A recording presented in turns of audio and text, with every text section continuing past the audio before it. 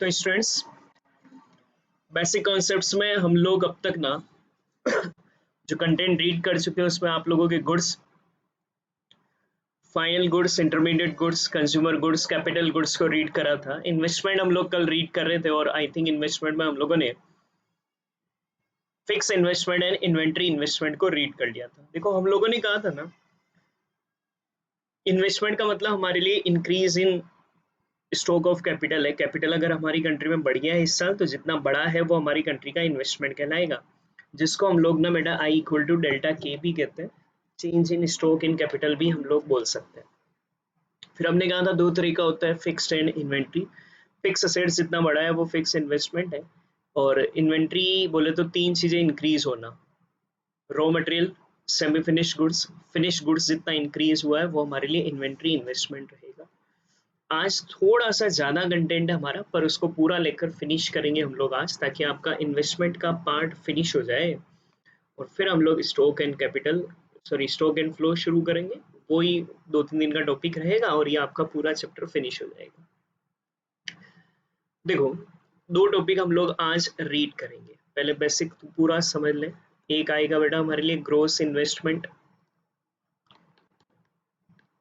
एक होगा बेटा हमारे लिए नेट इन्वेस्टमेंट। आपको याद है ना, तो हमने ग्रोस इन्वेस्टमेंट और नेट इन्वेस्टमेंट के बारे में फॉर्मूले में भी रीड कर रखा है। जब भी जीडीपी से हम लोग एनडीपी बना रहे थे, ग्रोस से नेट बनाते थे, तो हम लोग बोलते थे कि डेप्रिसिएशन को लेस कर दो। हमने कहा ना, नेट इन्वेस्टमेंट का फॉर्मूला हमारे लिए होता है ग्रोस इन्वेस्टमेंट माइनस डेप्रिसिएशन, तो वो नेट बन जाता है। और नेट से ग्रोस बनाने के लिए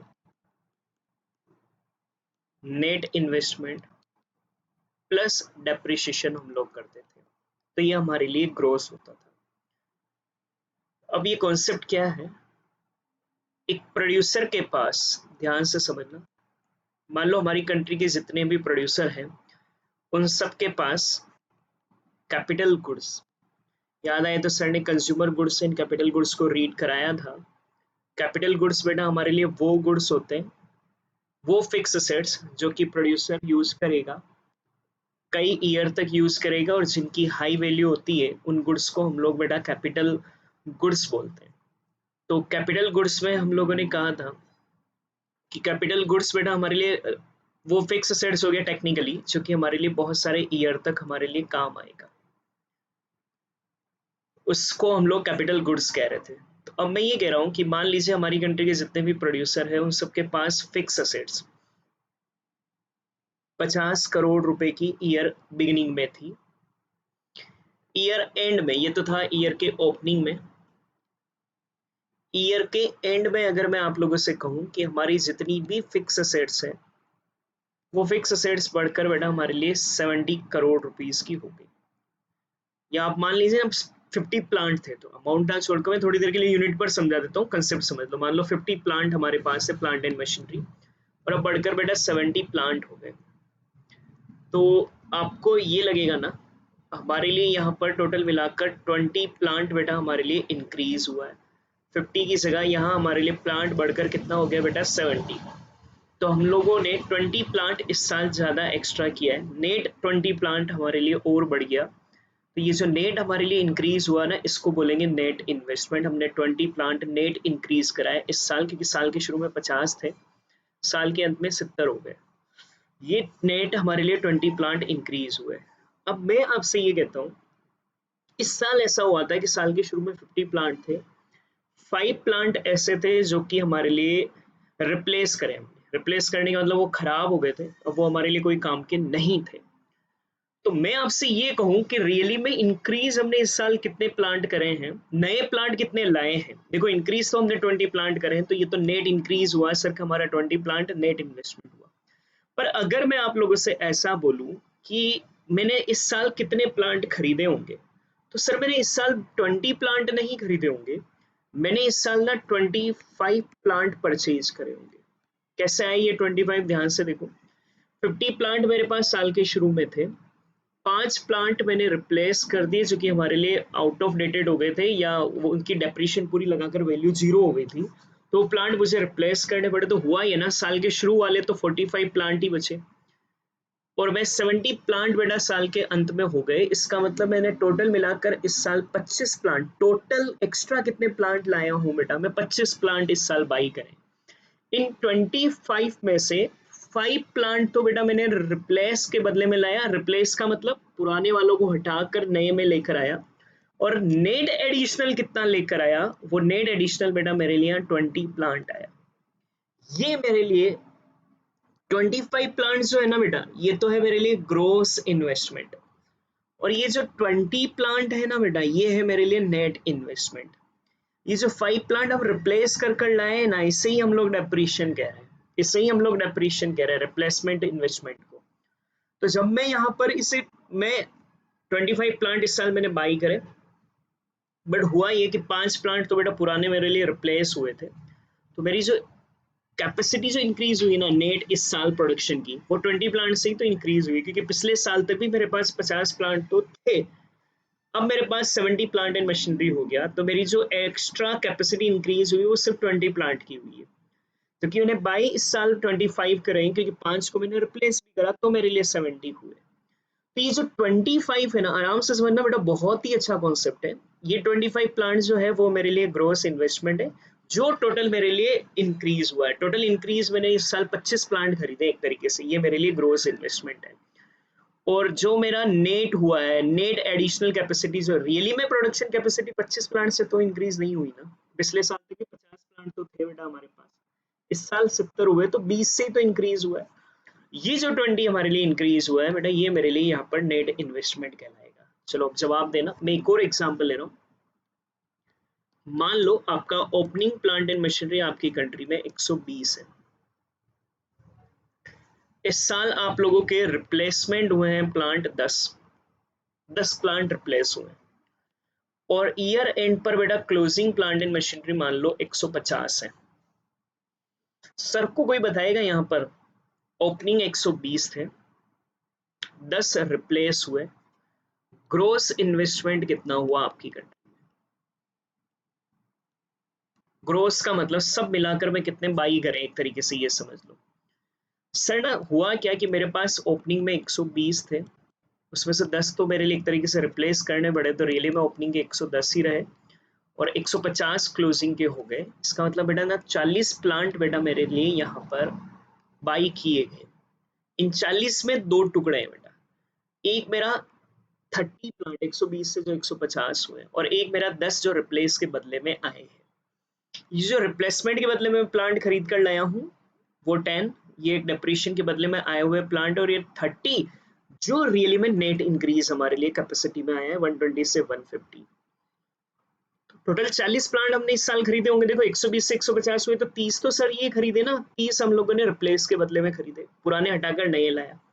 40 प्लांट में इस साल पूरे लाया। ये 40 जो है ना बेटा, वो तो है मेरे लिए ग्रोस इन्वेस्टमेंट। और उसमें से रिप्लेसमेंट वाले 10 हटा दूं, तो एडिशनली मैं कितने लेकर आया सर, यहाँ पर 30। ये 30 मेरे लिए नेट इन्वेस्टमेंट है। रियली में आपकी प्रोडक्शन कैपेसिटी किससे इंक्रीज होगी, ग्रोस इन्वेस्टमेंट से या नेट इन्वेस्टमेंट से? सर ऑब्वियसली नेट इन्वेस्टमेंट से रियली में मेरी प्रोडक्शन कैपेसिटी इंक्रीज होगी, क्योंकि ये 10 तो पहले भी थे ना, बट वो हटाकर दूसरे लाए हूं, तो वो तो वहीं के वहीं रह गए। रियली में प्रोडक्शन कैपेसिटी इन 30 से इंक्रीज होगी। इनसे बेटा मेरे लिए जीडीपी ग्रोथ आएगा। इसलिए हम दो कॉन्सेप्ट पढ़ते हैं, एक पढ़ते हैं ग्रोस इन्वेस्टमेंट, एक पढ़ते हैं नेट इन्वेस्टमेंट। तो जो टोटल हमारे लिए इंक्रीज होकर आया है, जो हम लोगों ने एक तरीके से बाई करा है, वो हमारे लिए ग्रोस इन्वेस्टमेंट होगा। तो देखो gross investment, total production of capital goods during the year. तो इस साल हमने टोटल जितने कैपिटल गुड्स प्रोड्यूस किए, मतलब हमने 40 प्लांट प्रोड्यूस किए थे, इसमें दो इंक्लूड होंगे। एक रिप्लेसमेंट के बदले में हम लोगों ने 10 नए बेटा प्लांट एंड मशीनरी प्रोड्यूस किए, और एक 30 हम लोगों ने बिल्कुल नेट एडिशन करा है। 120 से 150 वाला नेट एडिशन बेटा ये 30 है। तो इस 40 में बेटा हमारे लिए, इस 40 में हमारे लिए दो बातें इंक्लूड हो रही है। एक रिप्लेसमेंट के बदले में जो आए वो भी, और एक बेटा मैंने यहाँ पर नेट एडिशन जो किया है। इन दोनों को प्लस कर दें, ये मेरे लिए ग्रोस इन्वेस्टमेंट कहलाता है। और नेट इन्वेस्टमेंट में हम सिर्फ इस 30 को लेंगे जो नेट एडिशन होगा, इसको नहीं लेंगे। बस ये ग्रोस इन्वेस्टमेंट नेट इन्वेस्टमेंट का कॉन्सेप्ट ही हो जाता है। तो देखो gross investment refers to total production of capital goods during the year. This include, दो बातें इंक्लूड होगी इसमें बेटा। Capital goods used for the replacement of existing capital stock, जो 10 हमने एग्जिस्टिंग को रिप्लेस करने के लिए बनाए, इसी को हम लोग ना इट रेफर्स टू डेप्रिशिएशन, ये डेप्रिशिएशन कहलाता है, रिप्लेसमेंट इन्वेस्टमेंट। और capital goods used as a net addition to the existing capital stock, existing capital stock में net addition कितना आया था, तो 30 का आया था ना, क्योंकि 120 तो साल के शुरू में भी था, अंत में 150 हुआ, तो नेट एडिशन तो 30, 10 रिप्लेसमेंट के बदले में आए थे, 10 इसमें से हटकर नए लाए थे, तो टोटल 40 आए इस साल बनाए हमने, 10 तो बेटा हमारे लिए यहाँ पर रिप्लेसमेंट के बदले में, 30 हमारे लिए नेट एडिशन है। तो नेट इन्वेस्टमेंट में क्या आएगा, सिर्फ ये वाला आएगा। Net investment refers to capital goods used as net addition to the existing capital stock, बस ये वाली डेफिनेशन आप लोगों को यहाँ लिखनी है, ये आपका नेट इन्वेस्टमेंट हो गया। तो ग्रॉस इन्वेस्टमेंट बेटा हमारे लिए दो का formula, net investment plus depreciation, 30 net investment था, 10 डेप्रिशिएशन था, दोनों को जोड़ा तो ग्रॉस इन्वेस्टमेंट 40 हुआ। अब नेट इन्वेस्टमेंट निकालना है तो ग्रॉस इन्वेस्टमेंट 40 का करा, 10 रिप्लेस के बदले में करे थे तो नेट एडिशन 30 करा, ये आपका नेट इन्वेस्टमेंट। इसका सिग्निफिकेंस क्या है, नेट इन्वेस्टमेंट जितना हुआ है इसका मतलब प्रोडक्शन कैपेसिटी रियली में 30 से बड़ी है, इससे आपके लेबर के पास ज्यादा बेटा ना प्लांट एंड मशीनरी अवेलेबल होगी, ज्यादा कैपिटल गुड्स अवेलेबल होंगे पर यूनिट। पहले मान लो 500 लेबर मिलकर 120 प्लांट पर काम कर रहे थे, अब उनके लिए ना 150 प्लांट एंड मशीनरी होगी, एक ही कैपिटल गुड्स पर प्रेशर कम होगा। मैं ना ज्यादा प्लांट एंड मशीनरी पर उन लेबर्स को डिस्ट्रीब्यूट कर पाऊंगा, उससे होता यह है कि उनकी एफिशिएंसी बढ़ती है, मशीनरी की भी एफिशिएंसी बढ़ती है। एक तो एक ही बस में बेटा 1000 जने बिठा रहे हैं, एक 5 बसों में 1000 जने बैठेंगे, तो मशीन की भी एफिशिएंसी बढ़ेगी और लेबर की भी एफिशिएंसी बढ़ेगी, और प्लस मेरे पास 30 एक्स्ट्रा बेटा एडिशनल यहाँ पर इन्वेस्टमेंट आया ना, तो मेरे यहाँ पर एम्प्लॉयमेंट भी जनरेट होगा, मैं नए लेबर और लूंगा, एक तो पुराने लेबर को भी बेटा मैं एक तो उन्हीं मशीनों पर लगाने की बजाय थोड़ी और मशीनों पर शिफ्ट कर दूंगा, उससे उनकी एफिशिएंसी इंक्रीज होगी। साथ ही में बेटा मेरे पास एक्स्ट्रा मशीन आई है तो मेरे लिए एम्प्लॉयमेंट भी जनरेट होगा, और थर्ड बेटा मेरे लिए ज्यादा मशीनों से ज्यादा प्रोडक्शन होगा तो मेरे लिए जीडीपी ग्रोथ भी आएगा। तो नेट इन्वेस्टमेंट के तीन तीन बेटा यहाँ पर सिग्निफिकेंस है, प्लीज अच्छे से समझते चलो, बहुत बेस्ट वे में खत्म कराऊंगा पूरा। तीन बेटा ना हमारे लिए यहाँ पर सिग्निफिकेंस आते हैं नेट इन्वेस्टमेंट का। एक तो बेटा नेट इन्वेस्टमेंट आपकी कंट्री में आया, ग्रोथ से तो मतलब नहीं ना, वो तो ठीक है टोटल एडिशन है, बाकी नेट एडिशन से ही मतलब है ना, क्योंकि आपका इसी से तो प्रोडक्शन कैपेसिटी बढ़नी है। तो एक तो आपकी एम्प्लॉयर्स की बेटा एफिशिएंसी भी बढ़ेगी, क्योंकि लेबर को अब ज़्यादा मशीनें मिलेगी काम करने के लिए, तो एक ही मशीन पर ज़्यादा जने नहीं लगाने पड़ेंगे, मैं उन लेबर को अलग अलग मशीनों पर शिफ्ट करूंगा तो एफिशिएंसी इंक्रीज होगी, साथ ही में अपॉर्चुनिटी एम्प्लॉयमेंट की जनरेट होगी, क्योंकि नई मशीनें बनी तो प्रोडक्शन कैपेसिटी बढ़ी है तो नए लेबर भी लाने पड़ेंगे, तो एग्जिस्टिंग लेबर की भी एफिशिएंसी बढ़ी, नए लेबर का भी एम्प्लॉयमेंट जनरेट हुआ, और ऑटोमेटिक प्रोडक्शन कैपेसिटी बढ़ेगा तो जीडीपी ग्रोथ आएगा। तो net investment rises the stock of capital in the economy, economy में स्टॉक ऑफ कैपिटल बढ़ा ना, पहले 120 था अब 150 हो गया, high stock of capital increase the availability of capital per unit of labour, unit labour के लिए ज्यादा कैपिटल अब अवेलेबल है और इससे बेटा एफिशिएंसी इंक्रीज हो जाएगी, अपॉर्चुनिटी ऑफ एम्प्लॉयमेंट इंक्रीज हो जाएगी, और इससे बेटा हमारे लिए जीडीपी ग्रोथ आएगा, ये हमारे लिए gross investment and net investment. Sir difference क्या है, आप खुद सोचो ना, gross investment and net investment में डिफरेंस क्या है। तो सर ग्रोस इन्वेस्टमेंट में दो चीजें इंक्लूड होती है, एक हमारे लिए रिप्लेसमेंट और एक नया जो हम लोग ने एडिशन किया है वो भी इंक्लूड होगा, जबकि नेट इन्वेस्टमेंट में सिर्फ हमारे लिए न्यू असेट्स जो आपने परचेज करी सिर्फ वही इंक्लूड होता है, इसमें रिप्लेसमेंट एक्सपेंडिचर इंक्लूड करते हैं, इसमें रिप्लेसमेंट इन्वेस्टमेंट को इंक्लूड नहीं करते हैं, ये नेट एडिशन को शो नहीं करता है, ये 40 नेट एडिशन थोड़ी है, 30 ही तो नेट एडिशन है, ये नेट एडिशन को हमारे लिए शो करता है। मेरे हिसाब से ध्यान से सुना होगा तो 15 मिनट में बहुत अच्छे से gross investment and net investment समझ में आ गया होगा। तो बेसिकली ग्रोस इन्वेस्टमेंट हम लोगों ने कहा है increase in stock of fix capital, it includes दो बातें बेटा, एक replacement of existing capital stock 10 का, और एक बेटा हमारे लिए new addition of existing capital stock, जबकि नेट इन्वेस्टमेंट में सिर्फ net addition to the existing capital stock को शामिल करते हैं। ग्रॉस इन्वेस्टमेंट में नेट इन्वेस्टमेंट प्लस डेप्रिशिएशन आएगा, जबकि नेट इन्वेस्टमेंट में ग्रॉस इन्वेस्टमेंट माइनस डेप्रिशिएशन हमारे लिए आएगा, 40 माइनस 10 करेंगे तो 30 आएगा। तीन सिग्निफिकेंस है, नेट इन्वेस्टमेंट से ज्यादा बेटा अवेलेबिलिटी ऑफ कैपिटल गुड्स होगी, पर यूनिट ऑफ लेबर के लिए उससे यूनिट की एफिशिएंसी लेबर की इंक्रीज होगी, अपॉर्चुनिटी ऑफ एम्प्लॉयमेंट बेटा जनरेट होगा और इसी वजह से हमारे लिए जीडीपी ग्रोथ आएगा। तीन डिफरेंस। ग्रोस इन्वेस्टमेंट में दो बातें इंक्लूड होनी है, न्यू असेट्स जो परचेज करा है वो भी इंक्लूड होगा, as well as expenditure on replacement of existing assets during an accounting year include होगा। जबकि नेट इन्वेस्टमेंट में सिर्फ बेटा हमारे लिए expenditure by the producer on the purchase of net assets को इंक्लूड करेंगे। ग्रोस इन्वेस्टमेंट में बेटा आप लोगों के लिए एक्सपेंडिचर रिप्लेसमेंट इन्वेस्टमेंट को इंक्लूड किया जाता है, नेट इन्वेस्टमेंट में इसको इंक्लूड नहीं किया जाता है। ग्रोस इन्वेस्टमेंट बेटा नेट एडिशन को शो करता है, जबकि net investment gross investment net addition को शो नहीं करता है, जबकि नेट इन्वेस्टमेंट नेट एडिशन को शो करता है। ये आपका इन्वेस्टमेंट खत्म हो गया। इन्वेस्टमेंट का मीनिंग ध्यान रखना, फिक्स इन्वेस्टमेंट, इन्वेंट्री इन्वेस्टमेंट, दोनों के मीनिंग, दोनों के फॉर्मूले, दोनों के सिग्निफिकेंस ध्यान रखने। फिर ग्रोस इन्वेस्टमेंट का मीनिंग, नेट इन्वेस्टमेंट का मीनिंग, नेट इन्वेस्टमेंट का सिग्निफिकेंस, ग्रोस एंड नेट का डिफरेंस ध्यान रखना है। आपको ऐसे ही थोड़ी पंचायत थी 10-15 मिनट, ये खत्म आपका इन्वेस्टमेंट भी। प्लीज कमेंट कर कर जरूर बताएं कितना क्या समझ में आ रहा है। सारे वीडियो पूरे देखो तो आप लोगों के लिए मतलब निकलेगा। डेप्रिशिएशन, डेप्रिशिएशन क्या होता है पता है, आपने पढ़ा हुआ है 10th में 11th में बेटा अकाउंट्स में।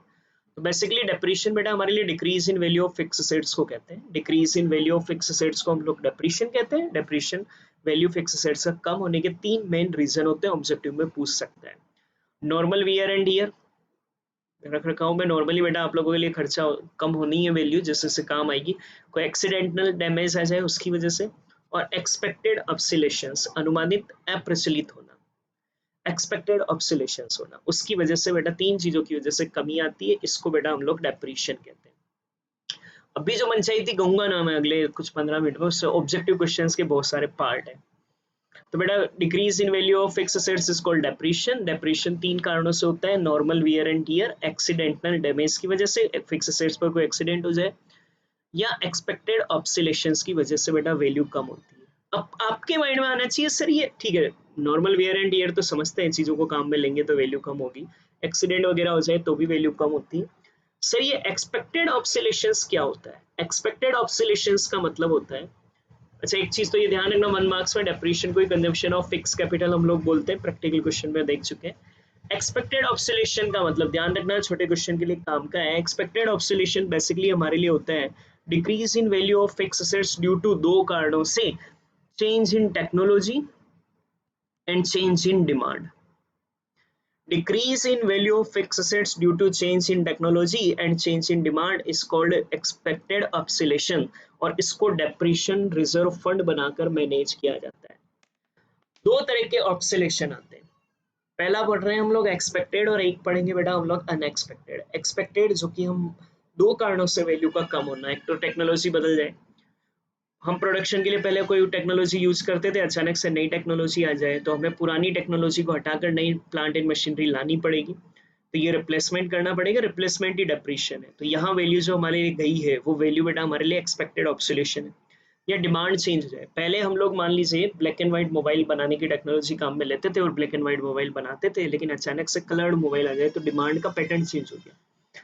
कोरोना की वजह से न जाने कितने ही सारे डिमांड पैटर्न चेंज होंगे वर्ल्ड में, तो अचानक से ना आप लोगों को उसे नए डिमांड पैटर्न के अकॉर्डिंग ही चीजों को प्रोड्यूस करना पड़ेगा। तो जो आपकी एग्जिस्टिंग डिमांड के पैटर्न पर आप जो चीजें बना रहे थे वो आउटडेटेड हो जाएगी, उन टेक्नोलॉजीज को, उन असेट्स को, उन प्लांट एंड मशीनरी को रिप्लेस करना पड़ेगा, उससे हम लोग एक्सपेक्टेड ऑब्सोलेशन कहेंगे। तो due to change in technology and due to change in demand जो हमारे लिए वैल्यू ऑफ असेट से डिक्रीज होता है उसे एक्सपेक्टेड ऑब्सोलेशन कहते हैं, और इसे डेप्रिशिएशन रिजर्व फंड से मैनेज करते हैं। जबकि अगर नेचुरल कामिटी की वजह से, नेचुरल कामिटी की वजह से बेटा आप लोगों के लिए वैल्यू ऑफ असेट्स कम हो, फ्लड अर्थक्वेक हो गया, फायर हो गया, कुछ फ्लड या अर्थक्वेक वगैरह हो गया, नेचुरल कॉजेज की वजह से बेटा हमारे लिए कोई चेंजेस आए, या इकोनॉमिक रिसेशन की वजह से बेटा हमारे लिए वैल्यू ऑफ असेट्स कम होता है, तो उसे हम लोग अनएक्सपेक्टेड ऑब्सोलेशन कहते हैं, अनएक्सपेक्टेड ऑब्सोलेशन कहते हैं। तो नेचुरल कामिटी की वजह से या इकोनॉमिक रिसेशन की वजह से बेटा हमारे लिए, अभी कोरोना में इकोनॉमिक रिसेशन है, कई फैक्ट्रियां बंद होंगी तो ऑटोमेटिक उनकी प्लांट एंड मशीनरी वेस्टेज हो जाएंगी, वो बहुत कोड़ियों की रेट पर बिकेगी, इसको हम लोग बेटा अनएक्सपेक्टेड ऑब्सोलेशन कहते हैं। अनएक्सपेक्टेड ऑब्सोलेशन को डेप्रिशिएशन नहीं बोलते हैं, इसे कैपिटल लॉस बोलते हैं। अनएक्सपेक्टेड ऑब्सोलेशन के लिए डेप्रिशिएशन रिजर्व फंड नहीं बनाते हैं, क्योंकि इसकी वजह से होने वाली वैल्यू को डेप्रिशिएशन ही नहीं कहते हैं। इसकी वजह से होने वाली कमी को बेटा हम लोग कैपिटल लॉस कहते हैं। तो देखो दो बातें सर बता रहे हैं ना, छोटे क्वेश्चन के लिए काम का, कोई बड़ा क्वेश्चन नहीं है। एक है डेप्रिशिएशन और एक है बेटा कैपिटल लॉस। डेप्रिशिएशन के तीन कोज होते हैं, normal wear and tear, accidental damage, expected obsolescence. Capital loss सिर्फ बेटा हमारे लिए अनएक्सपेक्टेड ऑब्सोलेशन की वजह से होता है। एक्सपेक्टेड ऑब्सोलेशन दो कारणों से हो सकते हैं, चेंज इन टेक्नोलॉजी और चेंज इन डिमांड पैटर्न की वजह से। अनएक्सपेक्टेड ऑब्सोलेशन दो कारणों से होता है, नेचुरल कामर्डी और एक और हमारे लिए रहेगा बेटा यहाँ पर इकोनॉमिक रिसेशन की वजह से वैल्यू ऑफ एसेट्स जो कम होती है उसे अनएक्सपेक्टेड ऑब्सोलेशन कहते हैं। एक्सपेक्टेड ऑब्सोलेशन को मैनेज करने के लिए डेप्रिशिएशन रिजर्व फंड बनाते हैं, ना प्रोविजन फॉर डेप्रिशिएशन आपने लास्ट ईयर बनाया होगा पीएफडी, तो डेप्रिशिएशन रिजर्व फंड बनाते हैं। हम लोग एक्यूमुलेटेड डेप्रिशिएशन इकट्ठा करते चलते हैं ताकि एक फंड इकट्ठा हो जाए जिससे हम लोग एक नॉर्मल टाइम के बाद इसको रिप्लेस कर पाए। अनएक्सपेक्टेड के लिए कोई रिजर्व नहीं बना सकते हो, तो इसके लिए हम लोग बेटा ना इंश्योरेंस करवा कर रखते हैं। तो मैं दो डिफरेंस पूछ सकता हूँ, पहला लिख रहा हूँ बेटा एक्सपेक्टेड ऑब्सोलेशन एंड अनएक्सपेक्टेड ऑब्सोलेशन का फर्क क्या है। सर एक्सपेक्टेड ऑब्सोलेशन दो कारणों से होता है, change in technology, change in demand. Unexpected obsolescence बेटा हमारे लिए दो कारणों से होता है, एक तो आप लोगों के लिए नेचुरल कामर्डी और बेटा आप लोगों के लिए इकोनॉमिक रिसेशन की वजह से। इसको मैनेज करने के लिए डेप्रिशिएशन रिजर्व फंड बनाते हैं, इसको मैनेज करने के लिए इंश्योरेंस करवाते हैं। इससे होने वाली कमी को डेप्रिशिएशन बोला जाता है, जबकि इससे होने वाली कमी को बेटा हम लोग कैपिटल लॉस कहते हैं। तो देखो आया होगा समझ में बेटा अच्छे से। तो expected obsolescence due to change in technology, change in demand, ये बेटा हमारे लिए ड्यू टू नेचुरल कामर्डी और इकोनॉमिक रिसेशन। ये मैनेज करते हैं डेप्रिशिएशन रिजर्व फंड से बेटा, और इसको इंश्योरेंस से मैनेज करते हैं। ये डेप्रिशिएशन का पार्ट होता है, लेकिन ये डेप्रिशिएशन का पार्ट नहीं होता है, इसे कैपिटल लॉस बोलते हैं। तो फिर एक क्वेश्चन बोल सकता हूँ, भाई बताओ मेरे को ना, consumption of fix capital and capital loss में क्या फर्क है। Sir what do you mean by capital consumption of fix capital? Consumption of fix capital को ही तो डेप्रिशिएशन बोलते हैं। तो मैं बोल दूं कि डेप्रिशिएशन एंड कैपिटल लॉस में फर्क बताओ, तो डेप्रिशिएशन के तीन कारण है, कौन कौन से? Normal wear and tear, accidental damages, expected obsolescence. और इसमें सिर्फ एक ही तो है अनएक्सपेक्टेड। अनएक्सपेक्टेड का मतलब दो हो गया ना, नेचुरल कैlamity और इकोनॉमिक रिसेशन। इसको मैनेज करते हैं डेप्रिशिएशन रिजर्व फंड से, इसको बेटा इंश्योरेंस से हम लोग मैनेज करते हैं। तो ये डेप्रिशिएशन रिजर्व फंड से मैनेज होता है, ये इंश्योरेंस से बेटा हमारे लिए मैनेज होता है। यहाँ पर बेटा हमारे लिए value of fixed assets continuously use करने की वजह से कम होना टेक्निकली है, और ये हमारे लिए, ये भले ही वैल्यू काम में ही नहीं ले रहे हैं एसेट्स, तो भी वैल्यू कम हो जाए, नेचुरल कैlamity वगैरह से। प्लांट एंड मशीनरी पड़ा था, काम में नहीं ले रहे हैं, ये तो जनरली बेटा ना चीजों को काम में लेने की वजह से होता है, ये बिना काम में लिए हुए भी हो सकता है, इसको हम लोग बेटा पर कैपिटल लॉस करेंगे। तो नेचुरल कैlamity वगैरह आपकी चीज लाई खरीदी ही थी, पड़ी है, मगर नेचुरल कैlamity की वजह से वैल्यू अचानक से कम हो जाए, तो वो भी बेटा हमारे लिए यहाँ पर कैपिटल लॉस हो जाएगा। समझ में आया होगा एक छोटा सा पॉइंट। तो फिर सर ये डेप्रिशिएशन रिजर्व फंड क्या होता है? तो बेसिकली ना फिक्स एसेट्स को रिप्लेस करने के लिए हम लोग जो फंड बनाते हैं, उस फंड को हम लोग डेप्रिशिएशन रिजर्व फंड कहते हैं। लाइक मैंने 1 लाख रुपए का आज प्लांट खरीदा, 10 साल इसकी लाइफ है, 10,000 रुपए मैं मानकर चल रहा हूँ कि हर साल इसकी वैल्यू कम होगी। हम क्या करते हैं, हर साल 10,000 रुपए प्लांट P&L में से चार्ज करते जाते हैं डेप्रिशिएशन के रूप में। एक तरीके से फंड बन रहा है बेटा, P&L में से हर साल में 10,000 रुपए चार्ज करता जाऊंगा, तो 10 ईयर में मैंने P&L से कितना चार्ज कर लिया बेटा, 1 लाख। ये जो 1 लाख का बेटा हम लोग ये जो कम कर रहे हैं ना, इसको कहीं इन्वेस्ट कर फंड भी बना सकते हैं। तो ये जो फंड मेरे लिए 1 लाख का इंक्रीज हुआ है, इस 1 लाख से आफ्टर 10 ईयर मैं रिप्लेसमेंट कर पाऊंगा मेरी एसेट्स को। तो बेसिकली बेटा हमारे लिए यहाँ पर कंटेंट इतना सा होता है कि हमारे लिए विच इज द प्रोड्यूसर की फॉर रिप्लेसमेंट इन्वेस्टमेंट के लिए रखता है, रिप्लेसमेंट इन्वेस्टमेंट को ही डेप्रिशिएशन कहते हैं। तो डेप्रिशिएशन के लिए बेटा ना हम लोग यहाँ पर एक फंड बनाकर रखते हैं जिसे डेप्रिशिएशन रिजर्व फंड कहते हैं। इसका सिग्निफिकेंस क्या है? तो अगर आप डेप्रिशिएशन रिजर्व फंड नहीं रखोगे तो आपके पास रिप्लेसमेंट इन्वेस्टमेंट के लिए पैसा नहीं होगा। रिप्लेसमेंट इन्वेस्टमेंट का मतलब ग्रोस इन्वेस्टमेंट कम होगा ना, रिप्लेसमेंट इन्वेस्टमेंट ग्रोस इन्वेस्टमेंट में ही तो शामिल करते हैं, तो वो वहाँ हमारे लिए कम होगा। ग्रोस इन्वेस्टमेंट कम हुआ तो बेटा हमारे लिए प्रोडक्शन कैपेसिटी कम हो जाएगी, आउटपुट कम हो जाएगा, इनकम कम हो जाएगी, एम्प्लॉयमेंट हमारे लिए कम हो जाएगा। क्योंकि देखो 120 से 150 करने हैं तो मेरे को 10 तो जो रिप्लेस करने वो लाने थे और 30 नए लाने थे, तो 150 हुए ना।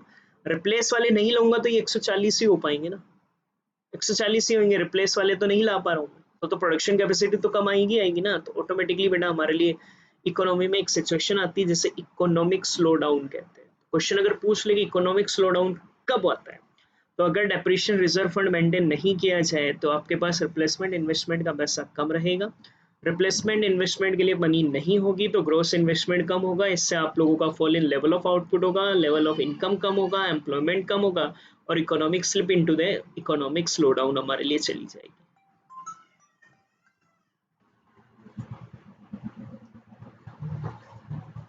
तो ग्रोस इन्वेस्टमेंट समझ में आया होगा।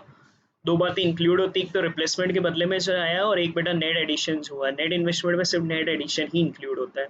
ग्रोस इन्वेस्टमेंट में नेट इन्वेस्टमेंट और डेप्रिशिएशन दो बातें इंक्लूड करते हैं, यहाँ पर ग्रोस में से वो हटा देते हैं तो नेट बच जाता है। नेट ही सिग्निफिकेंस हमारे लिए मेन रखेगा, उससे लेबर की एफिशिएंसी बढ़ेगी क्योंकि एग्जिस्टिंग लेबर के लिए ज़्यादा कैपिटल स्टॉक अवेलेबल होगा। साथ ही हमारे लिए अपॉर्चुनिटी ऑफ एम्प्लॉयमेंट भी इंक्रीज होगा, ज़्यादा जनों को हम और अपॉर्चुनिटी दे पाएंगे, जीडीपी ग्रोथ हमारे लिए होगा। ग्रोस एंड नेट का डिफरेंस हमारे लिए तीन डिफरेंस, इसमें दोनों बातें इंक्लूड होती है, नेट एसेट्स और रिप्लेसमेंट। इसमें सिर्फ नेट एसेट्स इंक्लूड होती है जो इंक्रीज, यहाँ रिप्लेसमेंट इन्वेस्टमेंट को लिया जाता है, इसमें नहीं लिया जाता है। ये बेटा हमारे लिए नेट एडिशन को एग्जिस्टिंग कैपिटल पर शो नहीं करता है, ये नेट एडिशन को शो करता है। डेप्रिशिएशन तीन कारणों से होता है, normal wear and tear, accidental damage and expected obsolescence की वजह से। और इसको हम लोग कंजम्पशन ऑफ, ये से छोटे छोटे भी सब जगह मैंने लिखवा रखे हैं ताकि आपको इजी रहेगा। कंजम्पशन ऑफ फिक्स कैपिटल भी बोलते हैं। एक्सपेक्टेड ऑब्सोलेशन दो वजह से होता है, due to change in technology, due to change in demand, और इसके लिए हम लोग डेप्रिशिएशन रिजर्व फंड बनाते हैं। अनएक्सपेक्टेड दो चीज़ों की वजह से होता है, natural calamity and economic recession की वजह से, और इसके लिए हम लोग बेटा ना इंश्योरेंस बनाते हैं और इसको कैपिटल लॉस बोलते हैं। तो फिर दो डिफरेंस आते हैं सर, एक्सपेक्टेड एंड अनएक्सपेक्टेड में क्या डिफरेंस है? एक्सपेक्टेड ऑब्सोलेशन बेटा हमारे लिए change in technology, change in demand की वजह से होता है, ये natural calamity and economic recession की वजह से होता है। इसके लिए हम लोग डीआरएफ बनाते हैं, इसके लिए हम लोग इंश्योरेंस करते हैं। ये डेप्रिशिएशन का पार्ट होता है, ये कैपिटल लॉस है। तो फिर डेप्रिशिएशन एंड कैपिटल लॉस में क्या डिफरेंस है? कंजम्पशन ऑफ फिक्स कैपिटल को ही डेप्रिशिएशन कहता हूँ ना। तो डेप्रिशिएशन तीन चीज़ों की वजह से होता है, natural wear and tear, accidental damage and expected obsolescence. और ये बेटा natural calamity and economic recession की वजह से होता है। इसके लिए हम लोग डीआरएफ बनाते हैं, इसके लिए हम लोग इंश्योरेंस बनाते हैं। ये बेटा हमारे लिए तब भी लॉस हो सकता है, ये जनरली तब होता है जब हम लोग चीज़ों को यूज़ कर रहे हैं, ये तब भी हो सकता है ये लॉस जब हम लोग चीज़ों को यूज़ नहीं कर रहे हैं।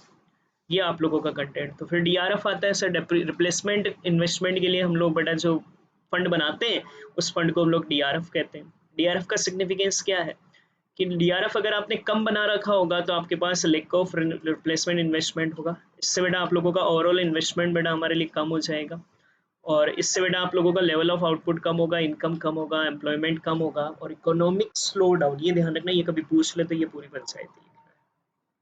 ये आप लोगों का दो पार्ट खत्म, गुड्स हो गया, इन्वेस्टमेंट हो गया बेटा। कल मैं स्टॉक एंड फ्लो स्टार्ट करूंगा जो नेक्स्ट कुछ डेज में आपका स्टॉक एंड फ्लो खत्म